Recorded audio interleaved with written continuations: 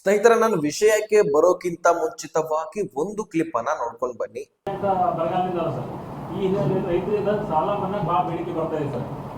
ಬೇಡಿಕೆ ಬರ್ತಾ ಇದೆ,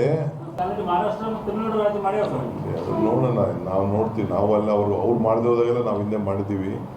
ಮನಮೋಹನ್ ಸಿಂಗ್ ಅವರು ಮಾಡಿದ್ದಾರೆ, ಅದನ್ನ ಪರಿಶೀಲನೆ ಮಾಡ್ತೀವಿ. ಸೊ ನೋಡಿದ್ರಲ್ಲ, ನಾನು ಸ್ಟಾರ್ಟಿಂಗ್ ನಲ್ಲಿನೇ ನಿಮ್ಗೆ ಲೈವ್ ಪ್ರೂಫ್ ಆಗಿ ಮಾಹಿತಿಯನ್ನ ಕೊಟ್ಟಿದ್ದೀನಿ. ಖುದ್ದಾಗಿ DK ಶಿವಕುಮಾರ್ ಅವರು ನಿಮಗೆ ಹೇಳಿದ್ದಾರೆ, ಸಾಲ ಮನ್ನಾದ ಬಗ್ಗೆ ಪರಿಶೀಲನೆ ಆಗ್ತಾ ಇದೆ.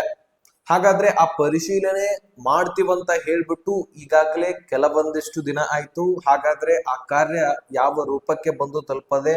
ಸೊ ನಿಮ್ಮ ಒಂದು ಸಾಲ ಮನ್ನಾ ಎಷ್ಟು ಆಗತ್ತೆ? 1 ಲಕ್ಷ ರೂಪಾಯಿ ಆಗತ್ತಾ ಅಥವಾ 2 ಲಕ್ಷ ರೂಪಾಯಿ ಆಗತ್ತಾ? ಸೊ ಯಾವ ಬ್ಯಾಂಕ್ ಖಾತೆಯನ್ನ ಹೊಂದಿರತಕ್ಕಂತಹ ಒಂದು ಸಾಲ ಮನ್ನಾ ಆಗತ್ತೆ? ನಿಮ್ಮ ಬ್ಯಾಂಕ್ ಖಾತೆ ಈಗ ಕರ್ನಾಟಕ ಬ್ಯಾಂಕ್ ಇದೆಯಾ ಅಥವಾ SBI ನಲ್ಲಿ ಇದೆಯಾ ಅಥವಾ ಬ್ಯಾಂಕ್ ಆಫ್ ಬರೋಡಾ? ಸೊ ಈ ರೀತಿ ಸರ್ಕಾರಿ ಬ್ಯಾಂಕ್ಗಳು, ಸೊಸೈಟಿಗಳಲ್ಲಿ ಸಾಲ, ಈ ರೀತಿ ಸಾಕಷ್ಟು ನಾನಾ ರೀತಿ ಬ್ಯಾಂಕ್ಗಳಲ್ಲಿ ನೀವು ಸಾಲವನ್ನ ತೆಗೆದುಕೊಂಡಿರ್ತೀರಿ. ಹಾಗಾದ್ರೆ ಯಾವ ಬ್ಯಾಂಕ್ ಖಾತೆಯನ್ನ ಹೊಂದಿರತಕ್ಕಂತಹ ರೈತರಿಗೆ ಸಾಲ ಮನ್ನಾ ಆಗತ್ತೆ ಮತ್ತು ಯಾವ ಬೆಳೆಗಳನ್ನ ಬೆಳೆದಿರ್ತಕ್ಕಂತಹ ರೈತರಿಗೆ ಸಾಲ ಮನ್ನಾ ಆಗತ್ತೆ?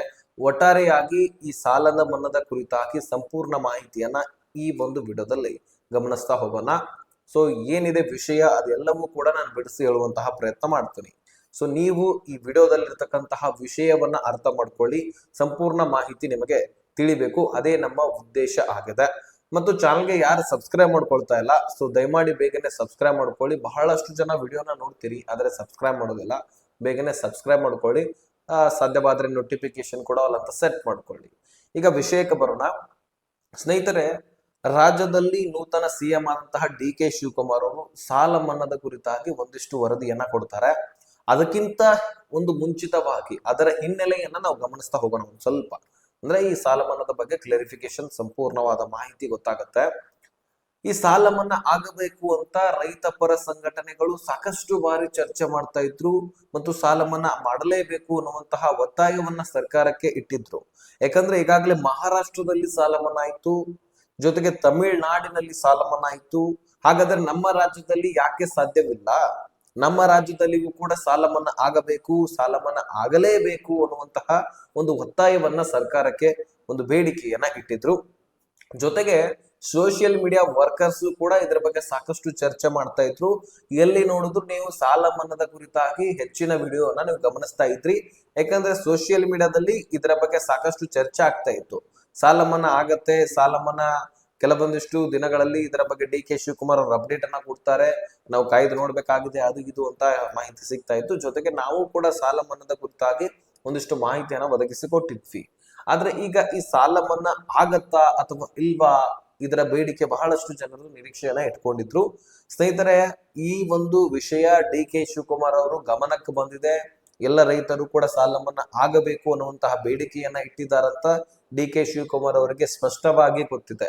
ಅದಕ್ಕಾಗಿ ಅದರ ಬಗ್ಗೆನೂ ಕೂಡ ಪ್ರೆಸ್ ಮೀಟ್ ನಲ್ಲಿ ಚರ್ಚೆ ಆಗುತ್ತೆ ಮತ್ತು ಪ್ರೆಸ್ನವರು ಕೂಡ ಈಗ ಸಾಕಷ್ಟು ಚರ್ಚೆ ಮಾಡುವಾಗ ಈ ಬೇಡಿಕೆಯನ್ನು ಕೂಡ ರೈತರು ಬೇಡ್ತಾ ಇದ್ದಾರೆ. ಸೊ ಈಡೇರಿಸ್ಲಿಕ್ಕೆ ಆಗತ್ತಾ ಅನ್ನುವಂತಹ ಮಾಹಿತಿಯನ್ನು ಕೂಡ ಇಡ್ತಾರೆ. ಆ ಸಂದರ್ಭದಲ್ಲಿ DK ಶಿವಕುಮಾರ್ ಅವರು ಹೌದು, ಬೇಡಿಕೆ ಅಂತೂ ಇದೆ. ಸೊ ರಾಜ್ಯದ ಮೂಲೆ ಮೂಲೆಯಿಂದಲೂ ಕೂಡ ರೈತ ಪರ ಸಂಘಟನೆಗಳು ಮತ್ತು ರೈತರು ಇದರ ಬಗ್ಗೆ ನಿರೀಕ್ಷೆಯನ್ನ ಇಟ್ಕೊಂಡಿದ್ದಾರೆ. ಅಂತದ್ರಲ್ಲಿ ಈಗ ಇದರ ಬಗ್ಗೆ ನಾವು ಪರಿಶೀಲನೆ ನಡೆಸಬೇಕಾಗಿದೆ. ಕೆಲವೊಂದಿಷ್ಟು ಕಡೆ ಮಳೆ ಆಗ್ತಾ ಇಲ್ಲ, ಬರ ಬಿದ್ದಿದೆ. ಅದರಲ್ಲಿ ಉತ್ತರ ಕರ್ನಾಟಕ ಸೈಡ್ ಅಂತೂ ಹೇಳಲೇಬೇಡಿ, ಮಳೆನ ಆಗ್ತಾ ಇಲ್ಲ.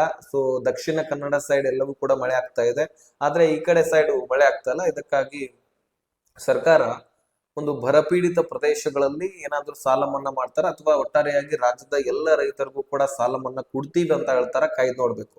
ಈಗ ಪರಿಶೀಲನೆ ಆಗ್ತಾ ಇದೆಯಲ್ಲ, ಆ ಪರಿಶೀಲನೆ ಆಗಿ ಕೊನೆಯ ಹಂತದಲ್ಲಿ ನಿಮಗೆ ಸ್ಪಷ್ಟತೆ ಸಿಗುವಂತದ್ದು.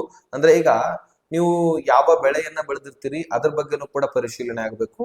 ಯಾವ ಒಂದು ಜಿಲ್ಲೆಗಳಲ್ಲಿ ಹೆಚ್ಚಿನ ಪ್ರಮಾಣದ ರೈತರಿಗೆ ಈ ಒಂದು ಮಳೆರಾಯನ ಕಾಡಿದೆ, ಎಲ್ಲಿ ಬರ ಬಿದ್ದಿದೆ, ಎಲ್ಲಿ ಹೆಚ್ಚಿನ ಮಳೆ ಆಗಿದೆ, ಎಲ್ಲಿ ಬೆಳೆಗಳು ನಾಶ ಆಗಿದೆ, ಯಾವ ಬೆಳೆಗಳಿದ್ವು, ಎಲ್ಲಿ ಫಲವತ್ತತೆ ಭೂಮಿಗಳಿದಾವು, ಅದರೆಲ್ಲದರ ಬಗ್ಗೆ ಪರಿಶೀಲನೆ ಆಗುತ್ತೆ. ಅದರ ಆಧಾರದ ಮೇಲೆ ಸರ್ಕಾರದ ಬಜೆಟ್ ನ ಅದರ ಬಗ್ಗೆನೂ ಕೂಡ ಗಮನ ಹರಿಸ್ಬೇಕಲ್ವಾ. ಯಾಕಂದ್ರೆ ಮೊದಲೇ ಗ್ಯಾರಂಟಿ ಯೋಜನೆಗಳು ಅದನ್ನೆಲ್ಲವೂ ಕೂಡ ಕೊಡ್ತಾ ಇದೆ ಸರ್ಕಾರ. ಅಂಥದ್ರಲ್ಲಿ ಸಾಲ ಮನ್ನಾನು ಕೂಡ ಆಗಬೇಕಂದ್ರೆ ಅದಕ್ಕಾಗಿ ಬಜೆಟ್ ಕಡೆನೂ ಕೂಡ ಒಂದಿಷ್ಟು ಗಮನವನ್ನ ಹರಿಸಬೇಕಾಗತ್ತೆ.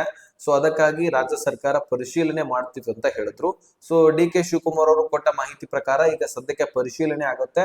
ತದನಂತರ ಇದ್ರ ಬಗ್ಗೆ ಸ್ಪಷ್ಟತೆ ನಮಗೆ ಸಿಗತ್ತೆ. ರೈತರ ಪಟ್ಟಿ ಕೂಡ ಬಿಡುಗಡೆ ಆಗತ್ತೆ. ಆ ಪಟ್ಟಿಯ ಆಧಾರದ ಮೇಲೆ ನಿಮ್ಮ ಖಾತೆಗಳಿಗೆ ದುಡ್ಡು ಜಮಾ ಆಗುವಂತದ್ದು. ಸ್ವಲ್ಪ ವೇಟ್ ಮಾಡಿ ನೋಡ್ಬೇಕಾಗತ್ತೆ. ನಾವು ಕೆಲವೇ ದಿನಗಳಲ್ಲಿ ಇದ್ರ ಬಗ್ಗೆ ಸ್ಪಷ್ಟನೆ ಅಂತೂ ಸಿಗಲಿದೆ. ಸೊ ಅದಕ್ಕಾಗಿ ಇವತ್ತು ಸಿಕ್ಕರು ಸಿಗಬಹುದು, ನಾಳೆ ಕೂಡ ಸಿಗಬಹುದು, ಈ ರೀತಿ ಇದೆ. ಅದಕ್ಕಾಗಿ ನಾವು ವೇಟ್ ಮಾಡೋಣ. ಜೊತೆಗೆ ಇಲ್ಲಿ ಇಂಪಾರ್ಟೆಂಟ್ ಏನಪ್ಪಾ ಅಂದ್ರೆ ಬೆಳೆ ಹಾನಿ ಪರಿಹಾರಕ್ಕೆ ನಿಮಗೆ ಅರ್ಜಿ ಸಲ್ಲಿಸಲಿಕ್ಕೆ ಅವಕಾಶ ಮಾಡಿಕೊಟ್ಟಿದ್ದಾರೆ. ಸೊ ಈಗಾಗಲೇ ನೀವು ಅರ್ಜಿಯನ್ನ ಸಲ್ಲಿಸಲಿಕ್ಕೆ ಈಗಾಗಲೇ ಕೆಲವೊಂದಿಷ್ಟು ರೈತರು ಅವ್ರ ಅರ್ಜಿಯನ್ನ ಸಲ್ಲಿಸಿದ್ದಾರೆ ಕೂಡ. ಇನ್ ಕೆಲವೊಂದಿಷ್ಟು ರೈತರು ಅರ್ಜಿ ಗೊತ್ತಿದ್ರು ಕೂಡ ಸಲ್ಲಿಸ್ತಾ ಇಲ್ಲ. ಇನ್ ಕೆಲವೊಂದಿಷ್ಟು ರೈತರು ಅರ್ಜಿ ಸಲ್ಲಿಸ್ಬೇಕಂತ ಗೊತ್ತಾನೂ ಇಲ್ಲ. ಸೊ ಸ್ನೇಹಿತರೆ, ನಾನು ಹೇಳ್ತಾ ಇದ್ದೀನಿ ಕೇಳಿ. ಬೆಳೆ ಹಾನಿ ಪರಿಹಾರ ನಿಮಗೋಸ್ಕರ ಈಗ ಅವಕಾಶ ಮಾಡಿಕೊಟ್ಟಿದ್ದಾರೆ. ಯಾರು ಅರ್ಜಿಯನ್ನ ಸಲ್ಲಿಸ್ತೀರಿ ಅವರಿಗೆ ಈ ಬೆಳೆ ಹಾನಿ ಪರಿಹಾರ ಸಿಗತ್ತೆ.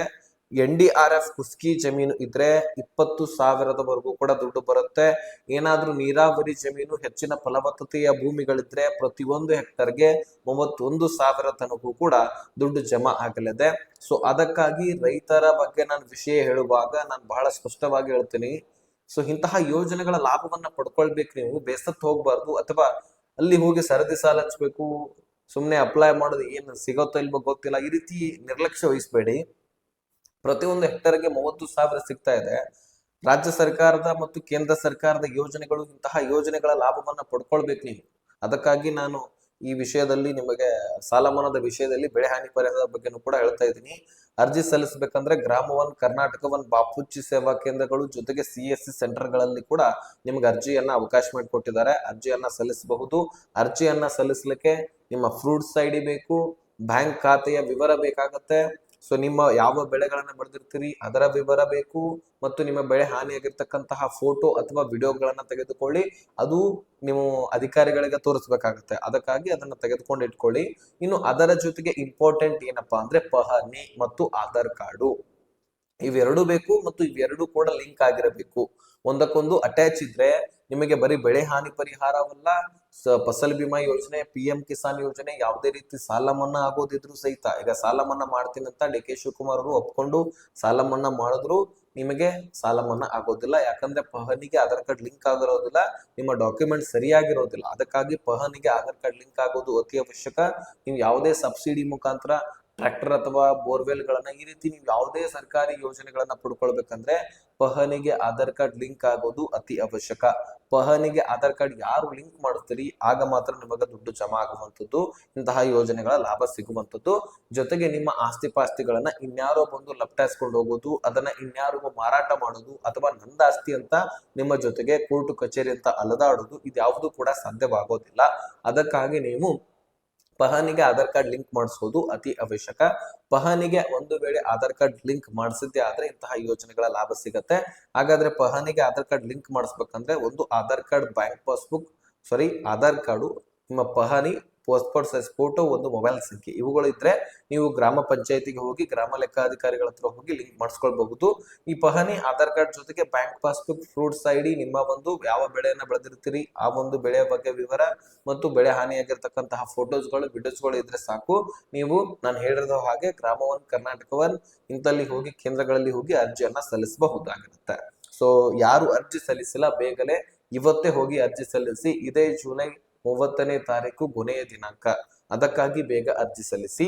ಸೊ ಈ ಇನ್ಫಾರ್ಮೇಶನ್ ಅನ್ನ ಆದಷ್ಟು ಎಲ್ಲ ರೈತರಿಗೆ ಶೇರ್ ಮಾಡಿ, ಅವ್ರಿಗೂ ಕೂಡ ಕ್ಲಾರಿಫಿಕೇಶನ್ ಸಿಗ್ಲಿ.